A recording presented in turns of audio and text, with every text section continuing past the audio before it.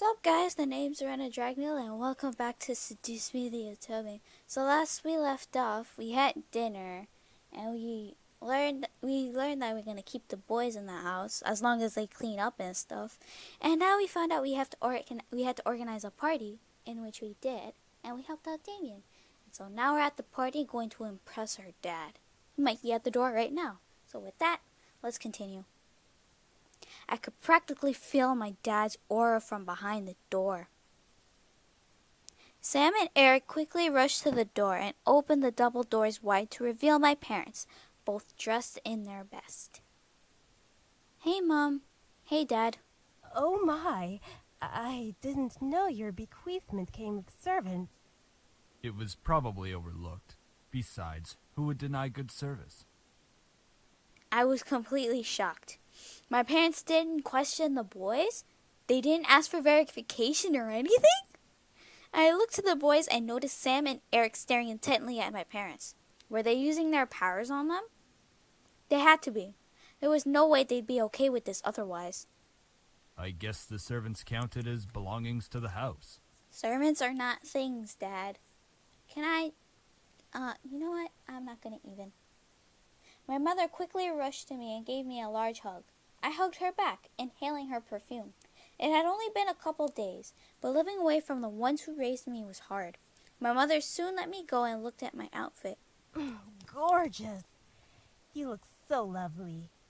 David, look at your daughter and tell her I'm right. Sorry. Drank water and ended up the wrong tube. I looked to my dad, who was looking around the lobby like an inspector. I stood my ground, waiting for him to look at me. When he did, he let a small smile grace his lips. Your mother's right. You look like you're all grown up. The world around me stopped as my heart pounded hard again in my chest. Did my dad just compliment me? On his own accord? My mother was grinning ear to ear at his words. I was beyond speechless. Thank you, Daddy. However, his cold face quickly returned as he began to look around once again. I assume that you're ready, then, to impress the rest of the guests, correct? What do you mean? The entire board from Anderson Toys is coming tonight. Even the vice chairman's son will be coming. All of them will be measuring your potential. My potential?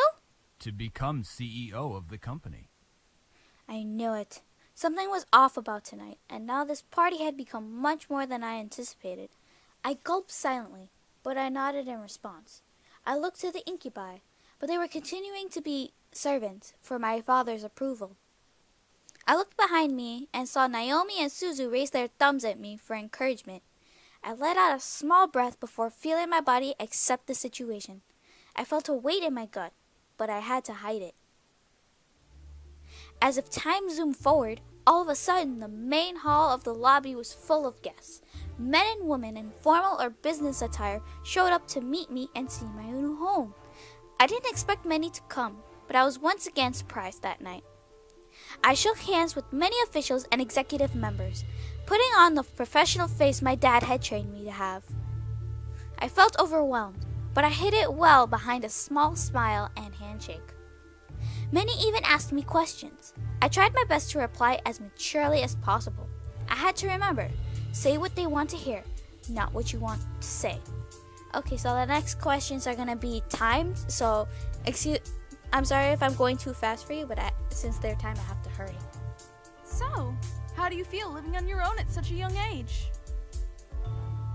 I'm doing my best. I'm so sorry about your grandfather passing away. It really hit all of us hard. Thank you for your condolences. Do you have college plans? Yes, I do. I felt like the questions came up one after another. It was tough to answer some of them because they weren't about me. They were about the company. What do you think will happen with the company now that your grandfather has passed? It will get back on track soon. What do you think of the philanthropic policy the company has? It's a policy that reflects my own values, so Do personally, you think the I company think it's could good. expand from just toys? It's a possibility. Okay, we're done with the timing questions. Eventually, the questions stopped and I was back to being by myself.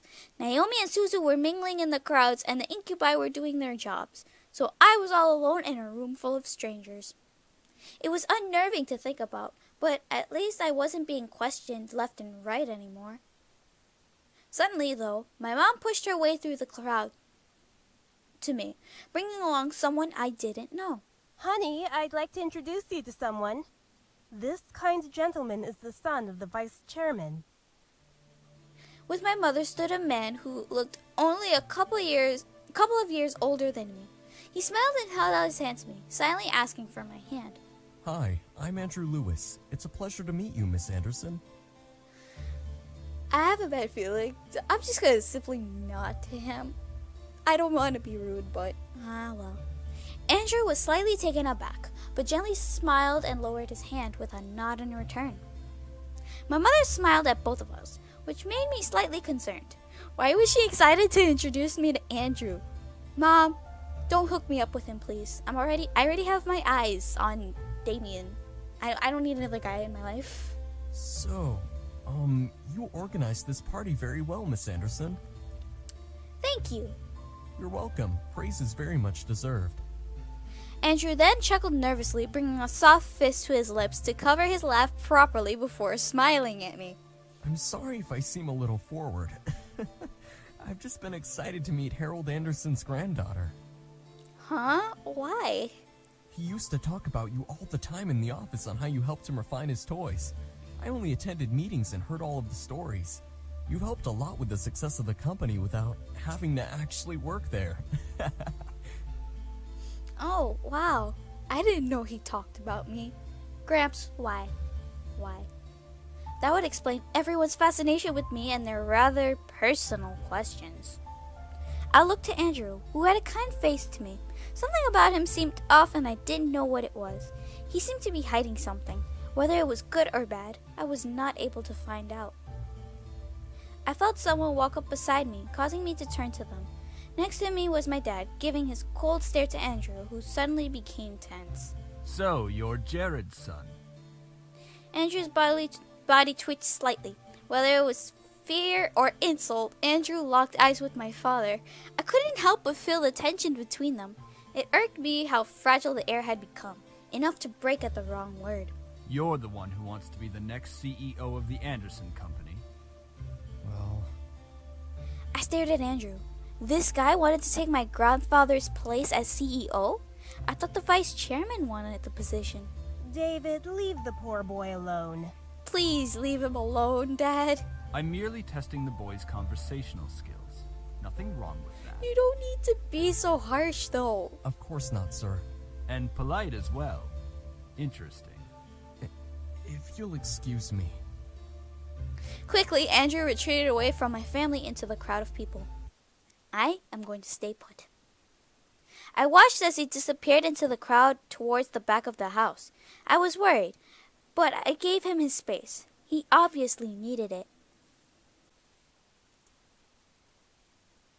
Peh. He's not CEO material. That's because you practically interrogated the young man. A little questioning shouldn't have bothered him. He's obviously not ready for any title in our company. I bit my tongue. I didn't want to make a scene with my dad. One wrong word and he'd lecture me in front of everyone. That was not something that I wanted at my housewarming party. I let out a sigh before looking at the clock. It was getting close to midnight, meaning that the party was going to end soon. I lowered my gaze out the window and saw a limo pull up. Huh? Whose limo is that? Oh, that must be Lewis's car. I'll go get him. Stay with your father so you can escort your guests out together. Yes, Mom. My mother left my dad and me to slowly escort the guests out. My dad held his simple smile as he thanked each person for coming. I did the same. Andrew quickly passed the doors before I could speak.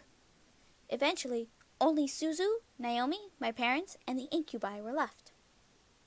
My dad suddenly walked over and placed his hand on my shoulder with a smile. I stared up at him, a wave of confusion washing over my face. What? You did good tonight. I'm proud. Oh, thank you, Dad. Keep it up and you'll be a good CEO. Oh, right. All right. Your mother and I have to leave. I'm sure Naomi and Suzu need to leave as well. Just because it's Saturday doesn't mean you should stay up all night. Oh, right. Thanks for having us. It was a great party. We'll come visit tomorrow or something. All right? Right. See ya. Good night, sweetie. Come visit us soon. Will do. All 4 of my remaining guests left the building, all but my dad waving back to me.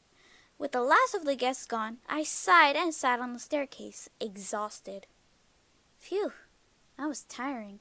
It's not like you had to do any work, though. Dude, I just had to answer a lot of questions, and I'm not going to even deal with you right now. Give her a break, man. She was getting interrogated left and right. She handled herself the best she could. As expected, Princess. Since you're exhausted, why not head to bed? We can clean up. Ugh. Stop complaining. Hush, Sam. Are you guys sure? Positive. It shouldn't take long. Ho ho ho! It didn't take long to find you little shits after all. Oh, dear God. I felt a hot shudder run down my spine. The voice from my dreams echoed through the air into my ears. I looked around, panicked, alongside the incubi. James placed a hand on my shoulder, trying to remain calm. Don't worry. No one will hurt you. Are you sure? Are you really sure? All of us shot our heads towards the doors, finally pinning down the direction of the voice. The doors quickly swung open, revealing a sight I would have never expected to see. In enters Malix, if you remembered from the last video, as the voice. Skin red as blood, eyes black and gold piercing into mine, roughened up clothes, and a pistol in his hand. I saw a monster. I covered my mouth to not scream at the sight. Dried blood covered the bandana around his neck as he smirked at me and the boys around me. Beside the red-skinned man was a similar-looking woman in matching thug-like clothes. Aw, what's the matter, boys? You really didn't think I wouldn't find you, did you? I hoped you would, you piece of... All of a sudden, the man raised his gun at Sam's face and instantly pulled the trigger. Oh no. We all gasped in shock, instinctively expecting to see a bullet run through Sam's face. But... What the fuck? What? What should have been a headshot ended with a loud but empty blank shot. The pistol echoed its empty shots as the man grew more and more pissed, pulling the trigger over and over in aggravation. Luckily for my ears, it became quieter after its first shot. Why the fuck won't you work? This place is protected. What Damien said. What did you say, Shrimp? This place has a seal, protecting it from hellborn magic. What the fuck is that supposed to mean? The man growled and threw his gun at Sam, who was able to dodge it in time. The pistol bounced off the ground a couple of times before sliding further away, hitting a wall in a final stop. As it stopped moving, the gun faded into black flame that disappeared into the air. The previous owner had this place protected by magic, Malix. Malix, that was his name. His existence resonated in my memory from the dream I had. However, I looked at Matthew in the same confusion as Malix did. This place is protected by magic? It would seem that your grandfather had some sort of protective barrier around this house. From the looks of it, it only disables hellborn magic. Malix's face grew to that of extreme anger, his fists tightening as if he was crushing a stress ball. Then what's stopping me from dragging your asses out and shooting you then? Out of pure instinct, I stepped forward and placed myself between Malix and the boys. With no power, Malix wasn't going to fight. I took that chance to stand up to him instead of being powerless like I was in the dream. Fuck off! Malix suddenly laughed wildly, staring at me in disbelief. Whoa! Let the bitch out of her cage! What is this? A reverse harem or something? Malix grinned at me evilly, walking close to me. Duck! I ducked underneath Malix's incoming hand. I stared at his hand and his black flame tattoo in surprise as I took a couple of steps back from Malix. Matthew and Damien stepped in front of me, guarding me from Malix with their arms. A quick one. I'm liking you more and more. Back off, Malix! Don't start acting tough, you pathetic excuse of a demon. You need more protection than her. Shut up! Oh, did I make little Matthew cry? Why don't you just grow a pair? I can't wait to do Matthew's route, just for reasons. Enough, Malix. The woman, who had been standing in silence the whole time, planted a firm hand on Malix's shoulder. Malix looked back at her with a growl and a glare that could kill. Since when did you get the guts to speak out of place? We both know you've never controlled me. I want them dead just like you two. But now's not the time. She's being smart. Fuck off! I know what I'm doing. Do you? Even if you did fight them, there's 5 against 2. We never win. She has a point, you know. Listen to the lady. Shut up! Let's go, Malix! We're wasting our time! The two growled at each other. If they could have used their magic, I could sense that fire would glow from under their teeth. Malix grunted and glared at the boys. He pointed at James, wanting so badly to use his fingers like a knife. Just wait, pretty boys. We'll get you and fuck you up real good.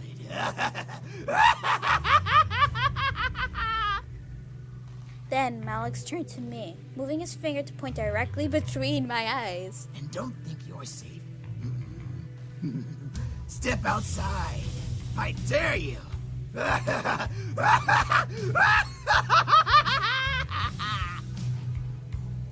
that, Malix and the woman walked out of the mansion.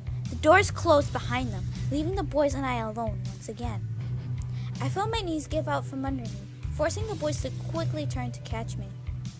Whoa, whoa! Are you alright? Yeah, why was he here? He's been closely tracking us. Our blood trail from the forest must have led him here. Should have stopped him and finished it here. For once, Matthew, I agree with you. I stood up and rubbed my arms, feeling the goosebumps Malix left behind on me. I couldn't stop myself from shivering in fear of his words. Malix, was he a demon? That son of a bitch is not a demon. He's a devil. A devil? There's a difference?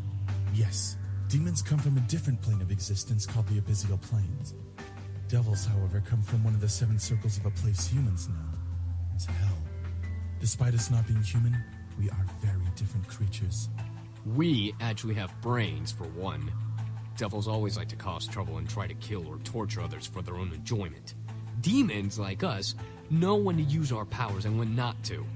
We're not stupid. Devils follow orders from higher-ups in their order, and their power only comes from their connection to hell. Demons all have free wills and don't rely on where they came from to use their powers. This was all so confusing. Demons and devils and magic all existed, and I happened to land in the middle of it. What do we do? You're safe. You've been protected as well.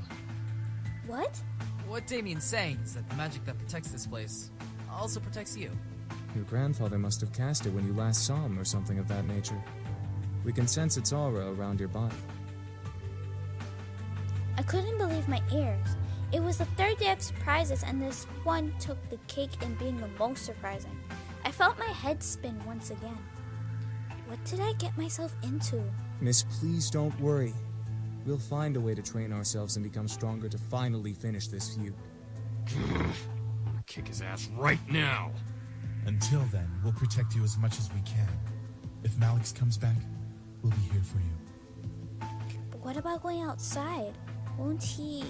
Like we said, you have a protection spell on you. Even if Malix attacks you, he won't be able to use his magic on you. He'd be just like any other human you can fight back against. Didn't you say you knew Taekwondo? Well, yeah. I felt somewhat relieved that I was mostly safe from Malix. Still, I could not help but feel very nervous and apprehensive about the future. The boys were safe here to train and become stronger. But what if Malix did the same? Even more so, I was lost about how my grandfather knew about magic. I had to find out. At least I had time. I went to bed that night feeling nervous. Despite the words of the incubi, I felt like a target to something I'd never be able to explain or prove. Magic? Devils? Demons? How did this all even happen? Should I really meddle with this situation? They are only staying until after they defeat Malix. That's right.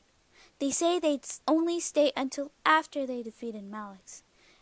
After that, my life could go back to normal. Temporary insanity, as Kay would say. The question was then, would I want them to leave? If my life went back to normal, then I'd have to care for the house all on my own. I'd get to focus on my life instead of being distracted by the boys. I'd have to.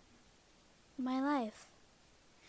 Where was my life going anyway? I was under pressure from my parents with only my friends and the boys to comfort me. Without the boys, I'd have no way to hide from my responsibilities. Enough. Let's just sleep and deal with tomorrow when it comes. Defeating my sense of thought, I forced myself to sleep, unsure of what tomorrow had planned for me. Hopefully, whatever the future had for me, I would be ready.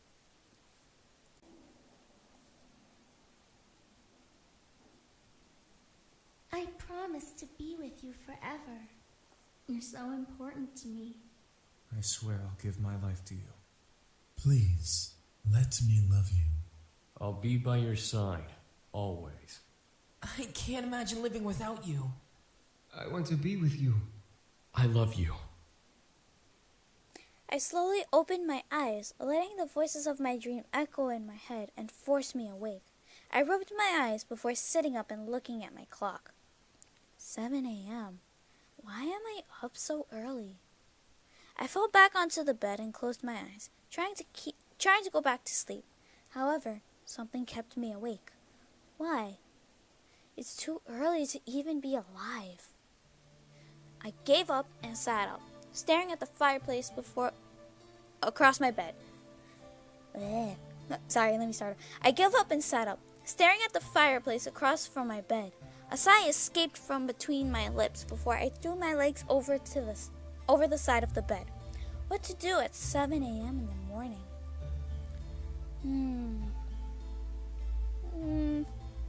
Make some coffee. I decided making coffee was my best bet in surviving the rest of the day. Why not? Haven't had coffee in forever. I got out of bed and made my way to the kitchen, unconcerned that I was in pajama pants and a tank top. I rummaged through the cabinets for a coffee machine and any makings for coffee. Surely my grandfather had some.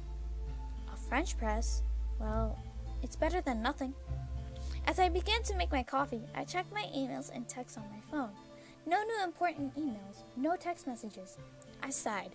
I quickly made my coffee just how I liked it and sat on the counter. But then, I began to wonder, would this happen every day? I let the question linger in my mind. For a whole morning, I did not think once about the boys or Malix. Everything was peaceful. Everything was average. Nothing magical or dangerous or unusual. I simply drank my coffee as I let the thought marinate in the back of my mind. I returned to bed, feeling the weight of the morning drag me under my covers to try sleeping again. I had energy, but I wanted more sleep. It was Sunday and nothing was happening today. Come on, eyes. Back to sleep. I shut my eyes and tried to slow my breathing. I looked at my phone to check the time once again. It was noon, yet it felt like I had slept for much longer. Why is time going so slowly? I sighed, got changed into normal clothes, and went out to the main hall and sat on the stairs. Sundays were very boring. However, the muffled sounds of battle caught my attention. Huh? I quickly went out to the backyard in response to the noise I had heard. In the yard were all 5 of the boys, practicing fighting. Sam was in the middle with the other 4 surrounding him and throwing punches and kicks at him. Sam, being the strongest of the bunch, blocked and dodged each almost masterfully. Let's not disturb them. They're training anyway to beat Malix. I just watched. The boys were very much in their own world, focusing on the training they all were in. It was better not to disturb them. I checked the time and decided to head into the kitchen. I was getting hungry and I'm sure the boys would need to eat soon, so lunch was a must. Might as well make lunch today. It's been a while since I cooked. Lunch wasn't particularly hard. I decided to make cold cut sandwiches, because why not? I assembled simple ham sandwiches for all of us. After I poured some potato chips on the side of each sandwich, I felt satisfied. Who said lunch had to be cooked? I placed the food in the dining room. However, none of the boys were there by the time I brought the final dish out. I carried that dish to the main lobby, catching the boys separating into different rooms of the house. Part of me wanted to go to one in particular. The other part of me wanted to just leave them be and take the food in my hand to my room and eat. Maybe I could go out today while the boys focused on training. Gotta pursue the boys, find one of the incubi. I quickly rushed back and grabbed a second food dish before hunting down one of the boys. I looked down each hall, trying to find one of the incubi wandering so that I wouldn't have to go through each individual room finding them. I pursed my lips in irritation. Where the heck are they? I sighed. Knowing that I would have to search for them in each room, I quickly turned and headed up the stairs. I began to walk down a hall and opened a random door, peeking inside. Lucky enough, I found Damien in the study. Damien was in a study that I didn't recognize. There was a nice desk and a display case full of toys, books, and memorabilia. I had never entered this room before, but Damien looked like he knew this room like the back of his hand. Damien was gazing at the pictures and books on the shelves, almost looking lost and dazed. It was almost adorable, but I could sense a small hint of sadness in his eyes. So I quickly want to explain. When you go to search for one of the incubi, you automatically go to the one with more points. In this case, we have more points with Damien than with anyone else. So that's why we were led into his room randomly. Continuing now. Damien? Huh? Oh, hello. Damien turned to me and gave a gentle smile, as if he was doing nothing as I came in. I entered the room and closed the door behind me. I was just looking at the books. They're very interesting topics. Huh? I looked over at the shelf and skimmed over the spines of each book. They were all books about business and psychology, all ranging in thickness. Some crossed over and brought the two topics together, while others were strictly one or the other. Did my grandfather read and study all of these? They seemed used, but they were covered by a small layer of dust. Do humans really study this much? Some people who are lazy tend to not, but yes, majority. Occasionally, it depends on why we're studying. What do you mean? Well, if we are interested in a topic, like business, we learn what we can because we want to know more. Are there things you can't study? Nope, there are books and stuff about anything and everything. Even the demon world? Maybe, but usually those books are considered fiction or religious theory. It was almost cute to talk about learning with Damien. I guess learning was different in the demon world, but telling him about learning was almost like telling a child the meaning of life. I felt myself becoming a little wiser as we continued talking. Humans can learn anything? At any time? We have libraries and bookstores full of books we can read. Humans have the freedom to learn anything. I looked at Damien in confusion.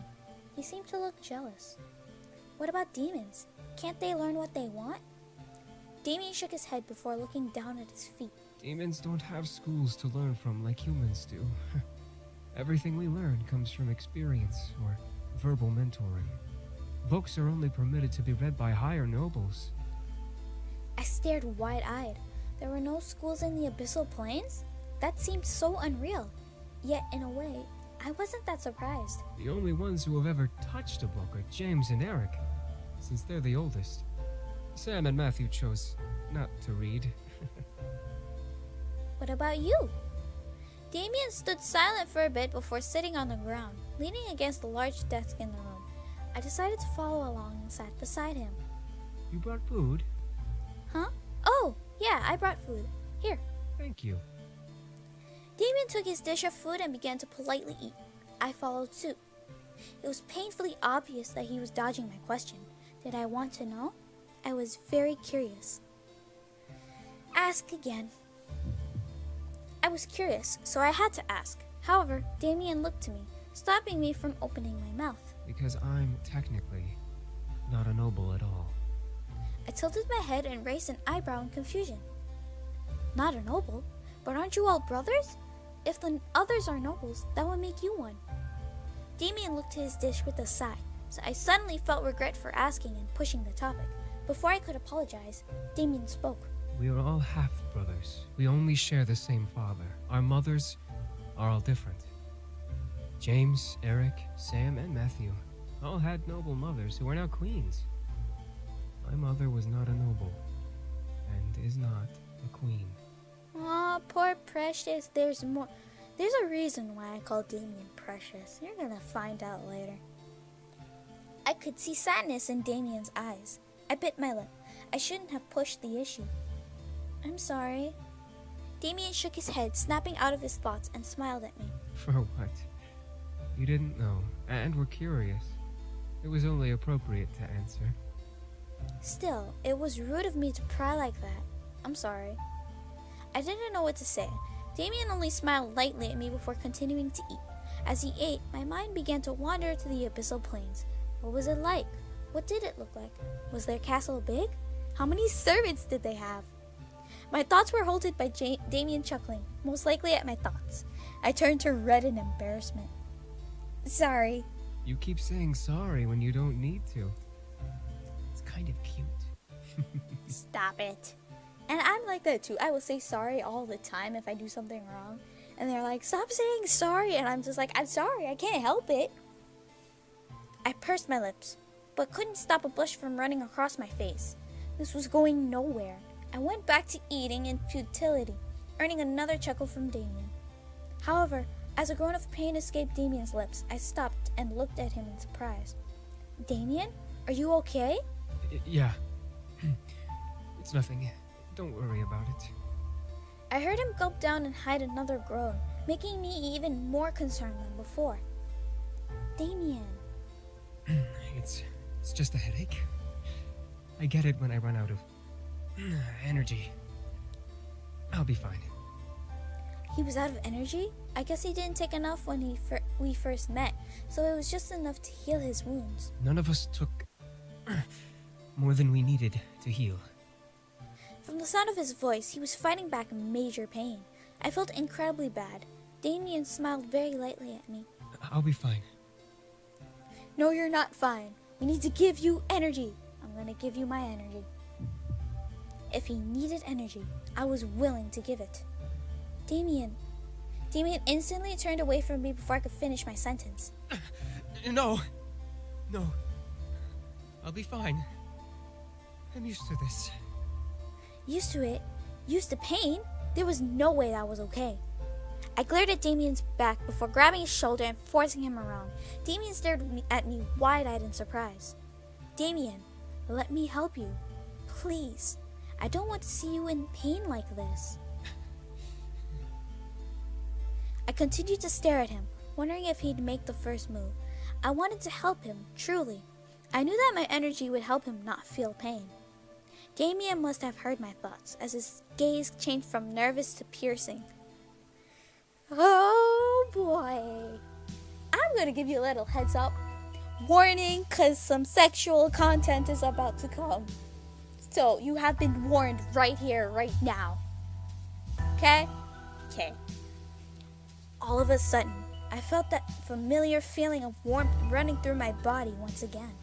I felt my body slightly heat up as Damien wrapped an arm around my body and pulled my body tightly to his. Damien grew a lustful gaze before speaking, bringing a hand up to cup the back of my neck. Thank you.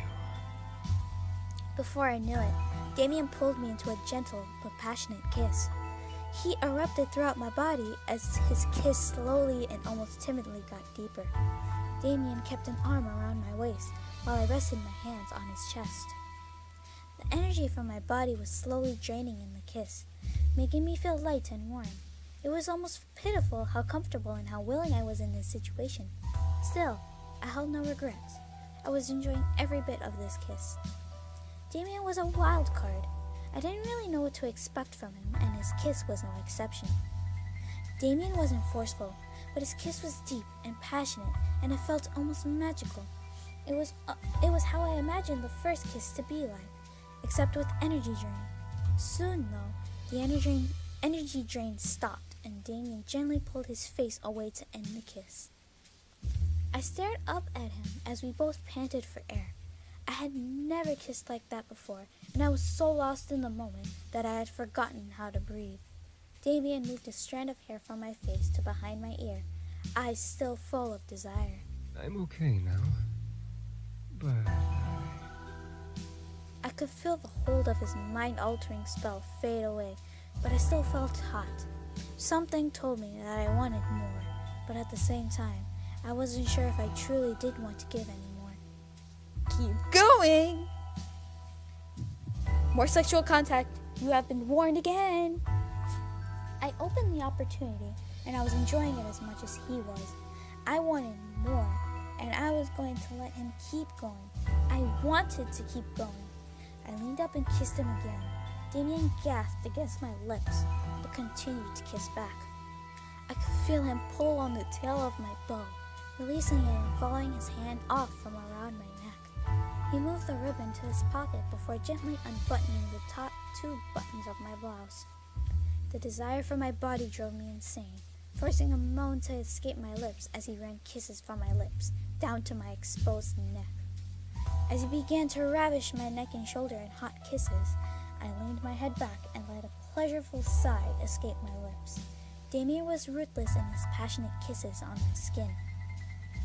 Damien didn't stop touching and kissing me, making more moans and gasps rush out of my mouth into the open air. He may have been full, but he was as hot as I was. I couldn't even comprehend how much time we spent making out. I was lost in the pleasure that I didn't care. Call it sinful, but I didn't care. I loved it. His touch, his kiss, his heat. I desired it beyond anything at that moment, even as he lowered his kisses down my chest to just above my bra. My heart was beating wildly in my chest. Something about Damien intrigued me immensely, but something made my heart quicken for him. It couldn't have been love, but it was too passionate to be lust. What was it?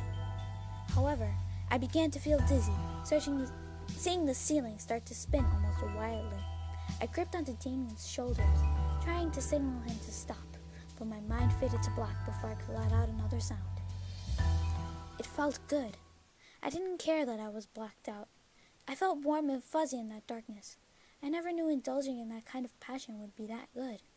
I now just waited to awaken, hopefully in a good way. My eyes eventually fluttered open, adjusting to the sight around me. Voice cracked. My goodness, I cannot speak today. I felt familiar silks underneath me, letting me know that I was in my bed. I slowly sat up, stretching from the tiredness that still lingered. I felt a very soft pain on my neck and shoulders, and I could feel my swollen lips pulse gently in healing. However, when I looked down at my body, I saw that my shirt had been pulled back up, and rebuttoned as if nothing happened between me and Damien. I was just missing my ribbon. Before I turned to get out of bed, though, I spotted my ribbon on the pillow beside the one I slept on. It was tied around a small pin in a nice bow with a small note attached to it. I gently slipped the note from the tie and opened it to read it. thank you. I indulged myself, but I hope you enjoyed it as much as I did. Damien. Aww. I stared at the note, letting a small smile grace my lips. He indulged himself as much as I did. I enjoyed it. It was cute, though, to imagine him thanking me for something we both did and enjoyed. I brought the note to chest, letting the memories of our meeting flood my mind. I indulged myself too, Damien. I looked at the time out of curiosity. The large white numbers on my phone showed 5:31 p.m. Yikes. 4 hours of being knocked out, and I still feel tired. It was Sunday, so I was allowed to sleep longer if I wanted to. The remainder of the night passed by, surprisingly uneventful. The boys continued to train with each other, but were kind enough to stop and make me dinner. I was glad for that. Unsurprisingly, the food was perfect, but it felt a little empty without the boys to eat with me. They most likely had already eaten, but still, I felt lonely. I couldn't let it bother me. I ate and went back to my room to study and sleep. And that's the end for this episode today. I hope you guys enjoyed it. If you did, just give this video a thumbs up. And I don't really mind if you subscribe or not. So if you did enjoy this video, please subscribe for more. And just a little note to put out there. If I have time, I will probably upload 2 videos every day with the same thing that I'm playing. If I get recommendations for something else, I'll upload one video of what I'm currently playing and the other video of what I was recommended to play. So, with that being said, see you guys in the next part. Bye!